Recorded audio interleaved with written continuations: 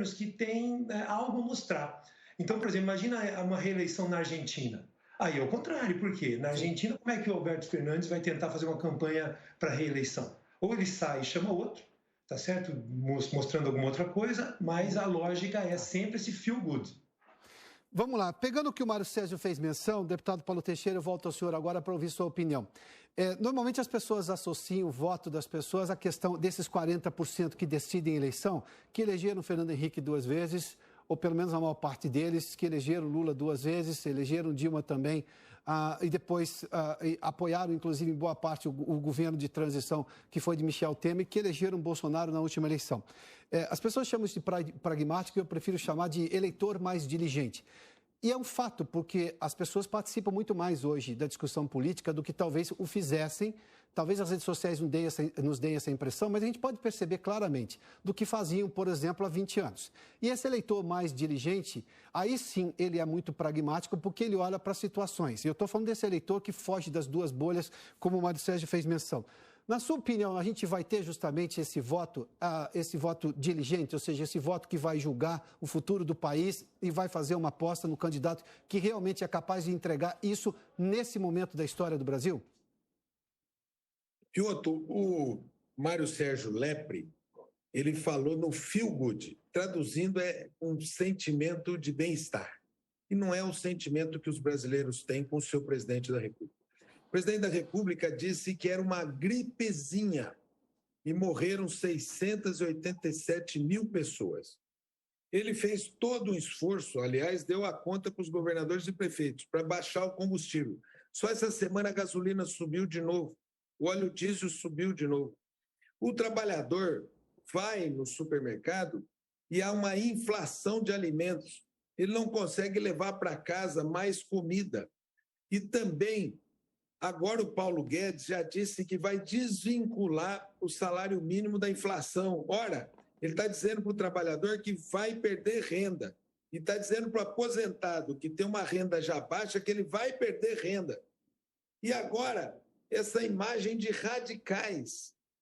Roberto Jefferson, que é um bolsonarista, mostra uma imagem de radical na reta final. Que estabilidade é essa, Lepre? Que estabilidade onde um sujeito recebe a polícia com granada. Um sujeito recebe a polícia dando tiro no carro da polícia. Que estabilidade é essa em que, inclusive o meu contendor aqui, ele está dizendo que a ordem de prisão é ilegal. Ora, é uma ordem de prisão de um ministro do Supremo Tribunal Federal. A incionalidade é isso. Ele estava preso com prisão domiciliar, ele não podia nem mexer com rede social e atacar uma ministra do Supremo Tribunal Federal, e não podia ter armas em casa. Então a prisão foi estritamente ilegal. Não há estabilidade, não há um bom sentimento de bem-estar. Pelo contrário, há uma reprovação. Ele é o mais reprovado dos candidatos. E aí, Lepre, todas as eleições demonstram que o mais reprovado não ganha. E ele tem mais de 51% de reprovação pela figura desumana que ele é, o presidente da República. E por essa razão, esse eleitor, Piotr, esse eleitor vai votar Lula presidente. E o eleitor mais radical que queria votar no Bolsonaro, muitos deles anularão o voto depois da cena que assistiram nesse domingo no Rio de Janeiro. Deputado Júnior Amaral, levando-se em conta justamente esse eleitor mais diligente, e claro, também considerando tudo que disse o deputado Paulo Teixeira, na sua opinião, esse eleitor vai olhar justamente para o futuro e entender quem é que pode lhe entregar um melhor país, obviamente levando-se em conta a realidade de agora, de 2022? Sim, sim. Ele não só vai olhar para o futuro, como ele olha para o presente. Ele faz as suas comparações. E ele olha além da questão temporal, a questão geográfica, no entorno do nosso país, onde a esquerda está governando. O que tem acontecido lá? O Paulo citou sobre o preço da gasolina. Nós temos no Brasil hoje uma das gasolinas mais baratas do mundo. Isso por conta de uma gestão eficiente, de uma condução na pasta econômica brilhante, reconhecida pelo mundo inteiro. O Brasil, apesar de guerra, apesar de pandemia, está sobressaindo a toda essa tragédia econômica que o mundo está enfrentando. Se fosse o Partido dos Trabalhadores na condução do país agora, nós estaríamos, sim, com pessoas passando fome. Eu não sei se já teríamos chegado ao ponto de comer cachorro, como na Venezuela, né, que praticamente não há animais mais nas ruas, porque o povo da Venezuela sofre na mão do ditador, amigo do Lula, o Maduro. O próprio Lula disse recentemente numa exposição, né, eu não vou ficar vingativo, não, vou ficar apenas mais maduro, e usou aquele tom mais irônico para se referir, sim, ao seu amigo venezuelano que está fazendo o seu povo sofrer. Então, o brasileiro que está minimamente informado, ele sabe qual é a melhor opção. Ele olha para a Argentina e vê a inflação batendo 100% e nós, no Brasil, vivendo uma situação praticamente inédita, com deflação. Então, os horizontes, né, voltando à sua pergunta, em relação ao futuro, para a pessoa minimamente informada, que não cai na balela da picanha diária que o ex-presidiário, acho que não pode falar isso mais aqui, que o ex-presidente promete, ele sabe qual é a opção que ele deve fazer no próximo domingo. Mário Sérgio Lepre, quero ouvi-lo também. Eu peguei justamente o seu contexto para fazer essa nova rodada de perguntas, mas eu vou insistir no tema, por gentileza. Esse eleitor mais diligente, porque é inegável que nós temos hoje uma participação política, um envolvimento das pessoas com política muito maior, independentemente da escolha que as pessoas façam no dia da votação. Isso é da liberdade de voto e isso é garantido na Constituição, assim como a liberdade de expressão, o veto à censura e por aí vai. Mas vamos lá. Esse eleitor diligente, ele não vai olhar de uma maneira diferente para essa eleição do que, por exemplo, se faria há 20 anos, não se deixando levar por um fato ou outro, mas concentrando-se justamente no que pode trazer gestão a ele e melhora de vida? Eu acredito nisso, sabe, Piotr? Porque, na verdade, o que a gente tem hoje é mais informação, né? Então, circula mais nas redes sociais. Então, todo esse ambiente de crispação política, ele está na rede. Então, na verdade, o eleitor, ele hoje, ele recebe muito mais, o bombardeio é maior.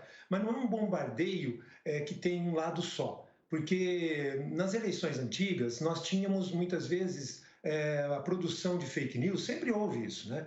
Mas a dificuldade que você tinha de contrapor aquelas produções de fake news. Então, hoje, quando um candidato num debate, por exemplo, fala alguma coisa, e você já dá um Google aí, então, o que acontece? O indivíduo, esse eleitor que muitas vezes é esse eleitor diligente que está observando a situação, ele vai atrás. Então, ele recebe informação pelas redes sociais de contatos que ele tem. Então, esse tipo de realidade é uma realidade que é atual, não dá para se comparar com eleições anteriores. Por isso, o papel dos marqueteiros hoje é bem menor. É claro, o papel é importante. Por quê? Porque não adianta, se você tem um produto para vender, vamos dizer assim, por exemplo, o presidente Bolsonaro, então ele tem uma imagem, que é isso que o Paulo falou ali, e essa imagem ela precisa ser dada congruência dessa imagem ao que ele faz. Então, uma coisa é o que ele fala, outra coisa é o que foi feito. Então, é o papel fundamental da campanha, e eu acho que eles fizeram isso, por isso que eu acredito que houve essa chegada aí dos números, né, em algumas pesquisas, você já tem ali empate técnico. Por quê? Porque uma coisa é a construção de alguém que disse e que tem lá aquela imagem de que, olha, é um monstro esse indivíduo aí.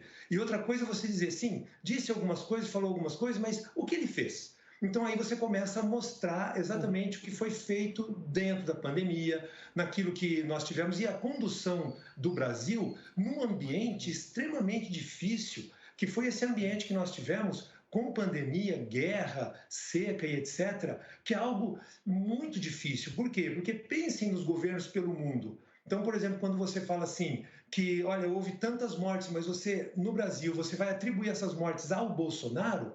Veja, como fazer isso? Porque como é que eu vou atribuir as mortes nos Estados Unidos ao Biden ou ao Trump, no Reino Unido ao Boris Johnson? Por quê? Porque aí esse parâmetro é um parâmetro ruim.